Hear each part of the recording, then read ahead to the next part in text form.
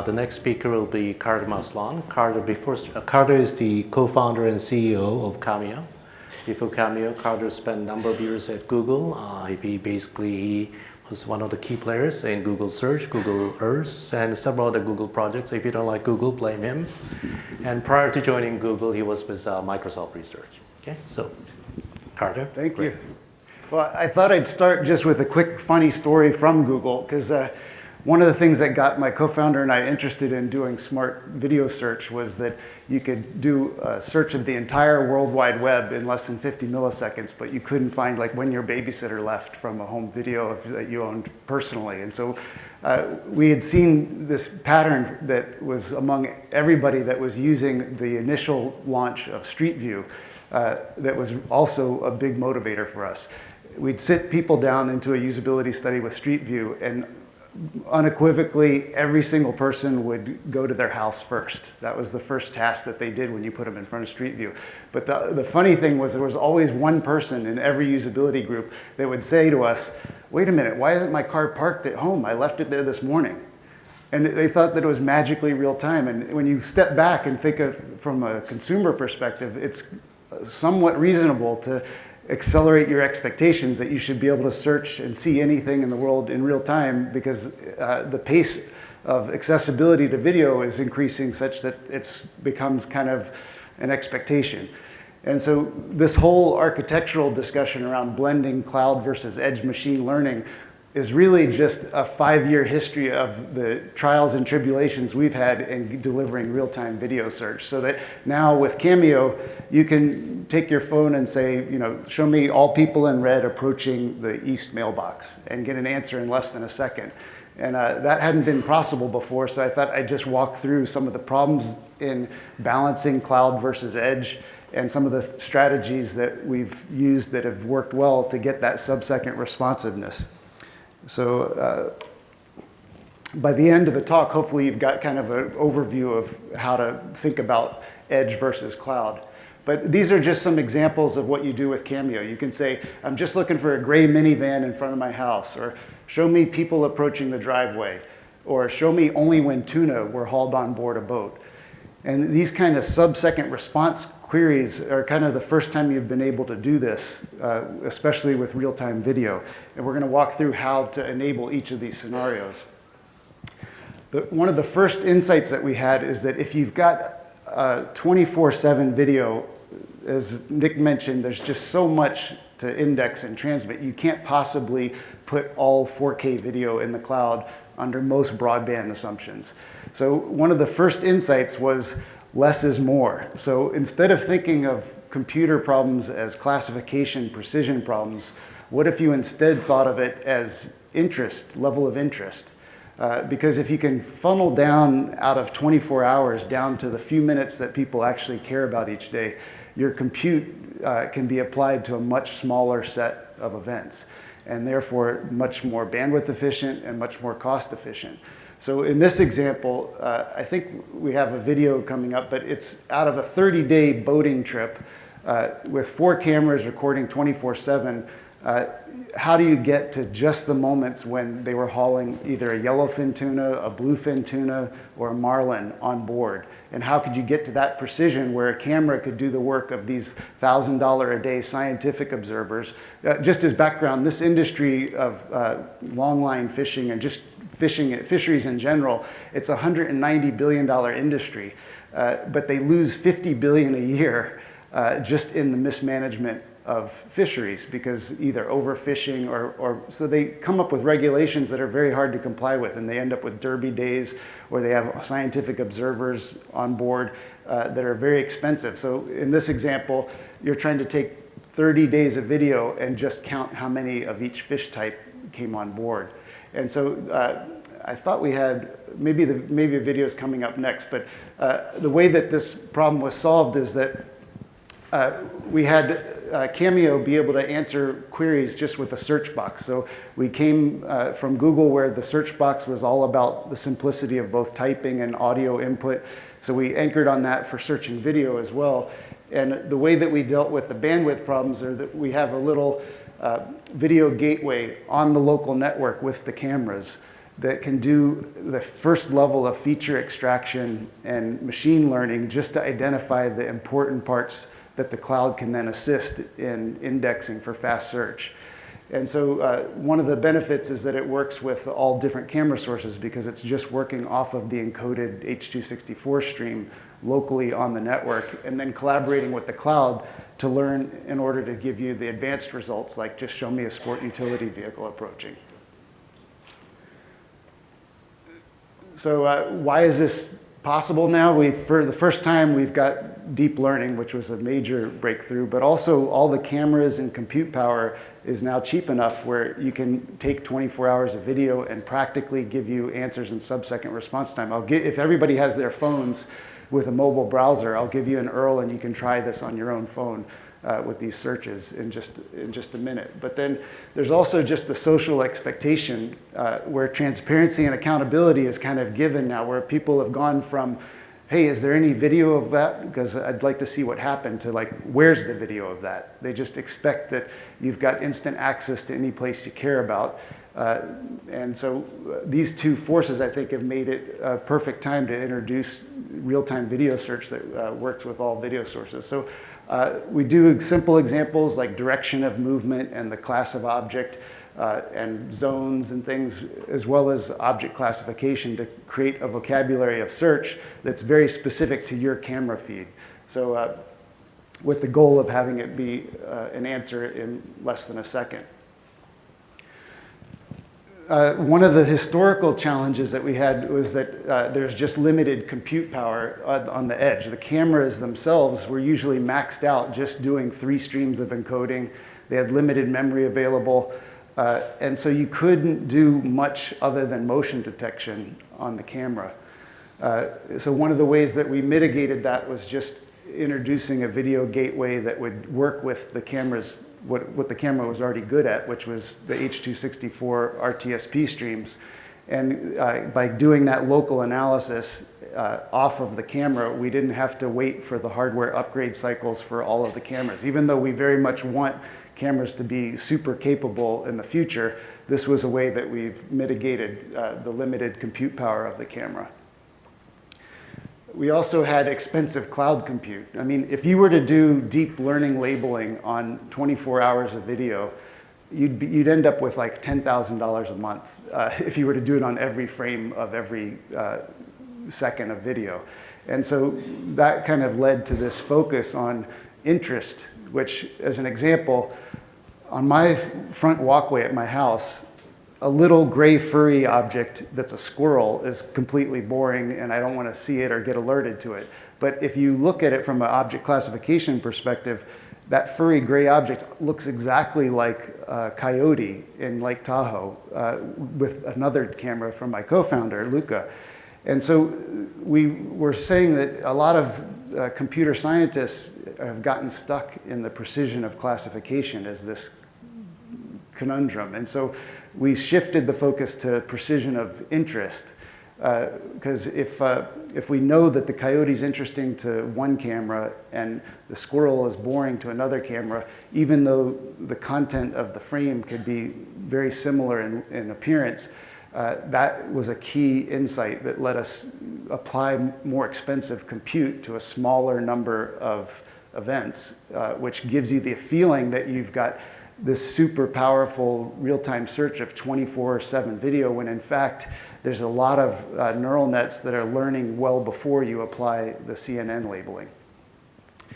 Then we had limited internet bandwidth, and that is just mitigated by the fact that we can extract features like a lot of people do from events. So you end up with this chatty conversation between the local network and the cloud, where the local network is doing all the heavy lifting of time-sensitive compute to get features that it then checks in and exchanges with the cloud and saying, hey, do you find this interesting, yes or no? And so the cloud is staying informed of what's happening at a high frame rate with metadata, but there's no video being transferred. So you can take what would have normally been a 4 megabit stream up and turn that into a 30 kilobit stream. So literally a huge bandwidth saving, so that it enabled Camio to be deployed on large corporate campuses where you might only have one cable modem connection, but you have 100 cameras to monitor. Well, if you're just doing metadata exchanges, that was a huge help. False positives were another big problem.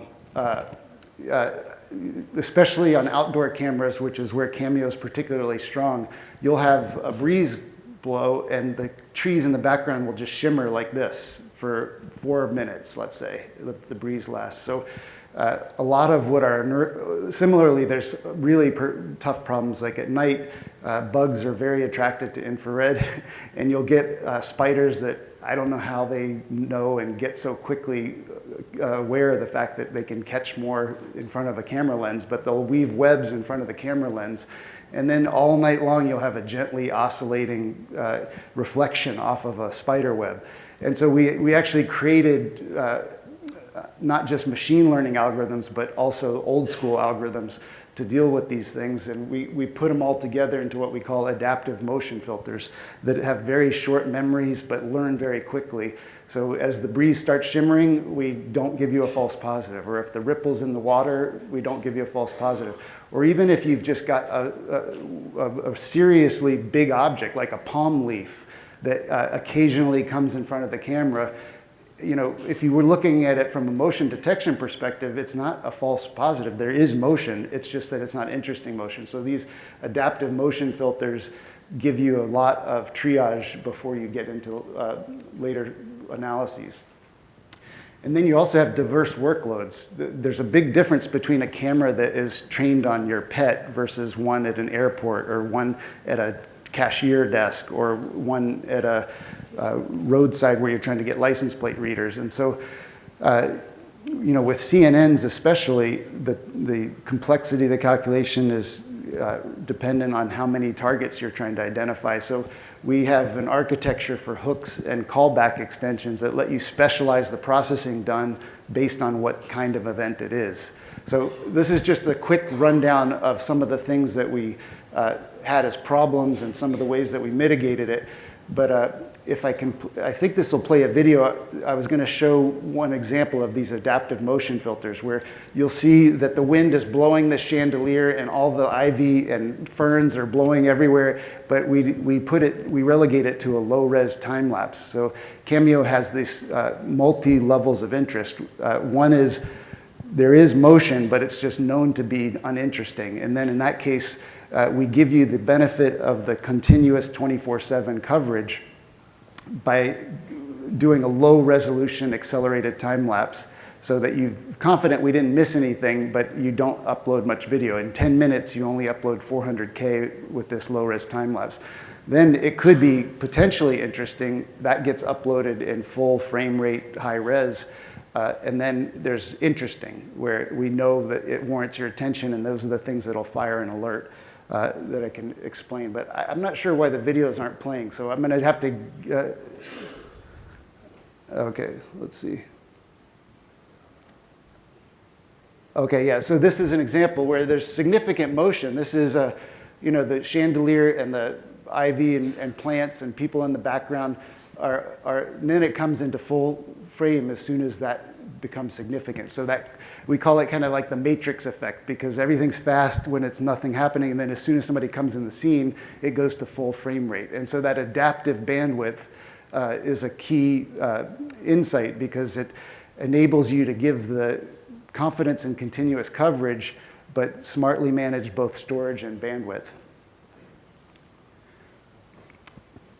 One other kind of lesson is that context is very important, and this is not picking on any particular deep learning labeler. Whether you're using your own cafe models or TensorFlow models or services from Google or Facebook or Microsoft, I'm just using this as a kind of illustration of this is state of the art, and here's the problem with the state of the art. On the left side, if you give this is the Camio entrance area to the office. If you give it the entire scene, you get these bland generic labels like blue, house, room, interior design, apartment. and this is best in class results. Then if you try to crop it to the motion that was in the scene, because this is John going to the water cooler in the back, you get things like stringed instrument, bass guitar, and these things are just so improbable for the context of our office that part of the big challenge in machine learning is that they're kind of like just spewing out candidate labels without enough to know that one of our favorites was that we would often get stuff like a whale in our living room or a porpoise in a house. And so one of the key things about the way to approach the application of machine learning to these cameras is not just on the bandwidth management, not just on the compute cost savings, but also on providing context for what their targets are, for the level of precision that everybody expects, which you don't want to have any false negatives, and you want to have very low false positives. So that is what motivated this metadata first pipeline, we call it. And if you look at it on the local network, we have a little video proxy server that can run on any hardware that's Linux based that will analyze the video on the local network, adapt to the scene, extract the motion, so that in this example, you can see that there's reflection on the windshield of the shadows from the branches above that are just constantly creating motion on the windshield, yet Camio still identifies that white Prius in the background that is passing in back as the isolated thing of interest. And so all of that high frame rate, local learning, that it's transient based on weather and lighting and all that stuff can happen efficiently locally on the local network. And then the features extracted from that scene go up to the cloud at 30 kilobits per second for the cloud-based machine learning and indexing. And the cloud has unique advantages that no matter how good the devices become, the cloud is still going to have some great advantages, just like the device and edge devices have advantages over the cloud. So one of them is that the cloud has feedback. For example, if you're trying to anticipate that these streaks at night are rain streaks, you can have a lot more confidence in the probability that it's rain if other cameras in a similar geographic area also are observing that rain. You can also have usage influence heavily how you know what's important or not. Like the simple act of opening and playing a video or sharing a video, which is only known by the closed loops that are in the cloud, can have a radical acceleration of the learning for a camera. And in Camio's case, the cameras are smart within the first day of usage because it only requires about 13 upvotes and 13 downvotes, whether they're explicit thumbs up or down, like a Pandora music radio station rating, or whether you shared something, played it, deleted it, scrubbed it. All of those things are training the model. So what we found is most effective is putting as much of the high frame rate, bandwidth sensitive, compute sensitive stuff local, and as much of the indexing for fast search and learning from feedback loops with machine learning models that span time in the cloud. And that combination gives you this really nice feeling that you can have sub-second response time to a query like people in red approaching sidewalk, even though the video may even stay local on the local network. And this is what we just collectively call Camio's metadata first pipeline. So one of the other learnings in doing the pipeline was that it's tempting to think of the problem all around this precision of classification and machine learning, but there's really a lot of blocking and tackling on the plumbing side. So the first that I've already mentioned is that Camio's plumbing uploads metadata, so that simplifies the bandwidth usage. We have a modular cloud and edge compatible components that I'm going to walk through, so you can move workloads between the two. We have a lot of plumbing just for general purpose task managers. Just as an example of one, if a video is deemed to be interesting, like a second after the event happens, there's just plumbing to say for the cloud, hey, please upload the high-res version of that video event because it was interesting. Or please relegate that to a time lapse because it was boring. And so just these command, request, reply, plumbing stuff and the task management associated with that has been a key part of making video smart and fast. And then some of the plumbing that I wish was in place but's not in place across devices is just distributing firmware updates. If we have something where we realize, you know what, we should really be sampling with 5 candidate cover frames for an event instead of 7, or just minor parameter stuff, we can do that just via changing settings. But we update our firmware probably once every 6 weeks or once every 2 months, and having the infrastructure to even get those new updated firmware out to all the devices is a big plumbing task that's important, as well as remote logging. Just being able to quickly diagnose problems, especially in Camio's case where we work with any encoding.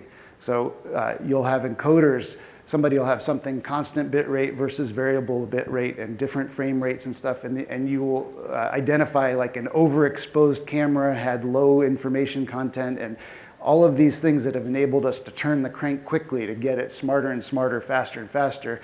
Logging is a mundane but critical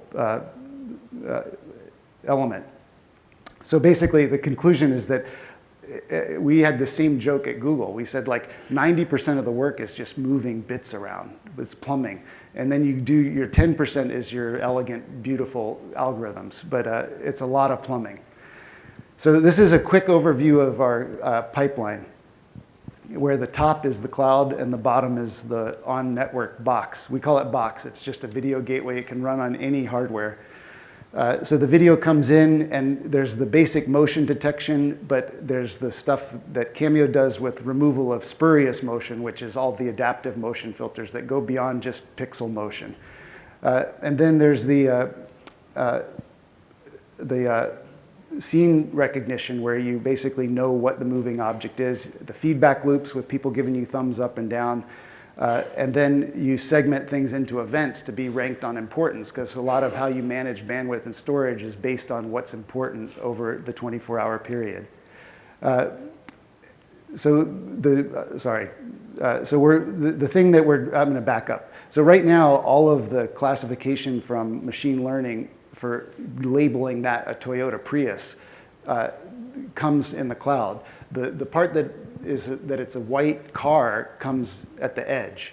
So this is kind of the hybrid thing. We haven't really split neural nets across the edge and the cloud, but instead have just relegated certain workloads to cloud versus edge. So in this particular example, the fact that it's a white car going from right to left is all determined locally, and then the cloud is really just doing the final part of knowing that it's a Toyota Prius.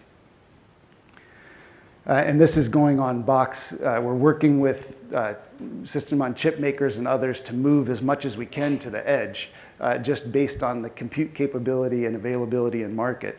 And then ultimately, we want even the feedback loops to be processed on the box. So our general trend is just pragmatically put the compute loads in the edge versus cloud based on what you can do, and then just push as much as you can to the edge as the edge becomes more capable and there's more flexible firmware that can be uploaded. So in terms of the summary tips on what to consider in making the choice between edge and cloud, these are the general insights that we've gotten. So anything with fat content, meaning big, heavy video payloads, try to do it on the edge. Some of these are obvious, but I guess I should just state them anyway. So try to keep the fat stuff local. Anything that's high frame rate analysis, keep local for the same kind of reasons. Anything that is analysis that's dealing with tight sequential operations, just as an example, something as simple as event segmentation, where you're taking continuous video and you're trying to find the discrete events. Like, this is a person approaching the cash register. That event is much, much easier to segment when you've got sequential, reliable, local frames coming in, rather than we also have a version that just does it in the cloud, but the cloud has to anticipate asynchronous arriving frames that can be out of order. You're reconstructing the event repeatedly if you get any kind of delay in network latency. So it's just much more efficient and simple when you do sequential operations locally. And then there's like use it or lose it state, where if you don't extract everything you can out of this decoded video or encoded video or whatever asset you have locally, it just disappears, and then you're going to have to do a lot of compute later to get it again.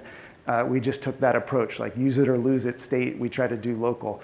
And then simple things. If anybody has done a lot of web programming, there's all kinds of jokes about making counters on the web reliable. And it really is much better to have things like quotas and workload management and queues, stats and stuff all done locally. Then on the cloud, anything that can be parallel, especially spiky parallel stuff, is great in the cloud, because if you do a search for, I'm looking for a gray minivan between 8 a.m. and 11 a.m., with the cloud, you can spin up 1,000 servers and get a response in less than 2 seconds without any latency, instead of putting it at the edge where you now have to provision hardware and figure out how you're going to squeeze that task through your limited compute. Same thing with long async operations. If you're doing facial recognition or other kind of advanced analyses that could take 3 to 10 seconds, put it on the cloud where you can have everything async and not blocking any of your flows. Then everything related to feedback loops, shared ML models, services and hooks that extend it. So basically all of these decisions are driven by what hardware is available at the edge, what is the quality, cost, and bandwidth constraints. So I'm giving you kind of our conclusions on some general guidance, but it really does come down to what you have accessible to you. Jeff had asked just to do a quick summary of how Camio search works. Camio has user-specific query parsers. So the query parser is actually informed by what's observed in your feed. So it feels like this really powerful natural language search that's general purpose, but it really isn't. It's really, this vocabulary is constrained to what it's observed in your feed. So you can say things like, yesterday between 11 a.m. and 1 p.m., I'm looking for people in blue approaching the mailbox to see a delivery. And all of that language, other than the natural language time stuff, is derived from your own feed. Then it's got built-in knowledge of the precedence and Boolean logic. So if you say something like, I'm looking for a dog on my lawn, it knows that a dog is an object and lawn is a zone, and if it was on your front lawn, front is a camera, and it has like a precedence to the way that it processes the language. So it feels natural, even though it's not as smart as it feels. And then we have just a simple search API where you just, this is an example of using the API where you just say text equals people 8 a.m. to 10 a.m. And then it gives you a JSON response that's in timestamp correlation, so that you have an easy way to take any search result and fetch the video that was corresponding to it. And all this is running on any hardware. The first ones that we're shipping, just as a reference of the kind of compute power needed to do this. This is a $99 one that's on Amazon for 3 1080p streams with 30 frames per second. The Box Pro is on an Intel i5 that can handle 16 1080p streams. And then a lot of people use just the VirtualBox that can run on VMware or Oracle's VirtualBox, and you can scale that to whatever number of streams you want locally. But the idea was to have this gateway that could just make it super simple to connect to existing video cameras with a really efficient storage, bandwidth, and compute cost model. And these are some follow-up resources. I wish I had put one more on here. If you guys have your mobile phones, you can try some demos, like just say people in red approaching sidewalk. If you go to camio.com/demo/1, so camio.com/demo/1. That's a demo on your phones right now where you can just do searches just to see how Camio feels in a browser. There's a Android and iOS app, but you guys can play with it on your browsers and just ping us for follow-up, because part of the reason that we were excited to give our learnings was that we have white labeled or even any point in the Camio stack, we can partner with both solution providers, hardware makers, systems integrators. It's all of the apps that Camio uses use the same APIs that are published for partners, and our whole model is to bring real-time video search to any source of video for applications that range from monitoring the world's oceans all the way through at-home care, PCI compliance for cash registers. So we are very much in the mode of like Cameo is to video as Stripe is to payments, or as Twilio is to messaging, or as Google Maps is to maps. And so you can follow up with us at cameo.com, check out the API at api.cameo.com. And I think I used the full 30 minutes, but if there's time for you, you let me know.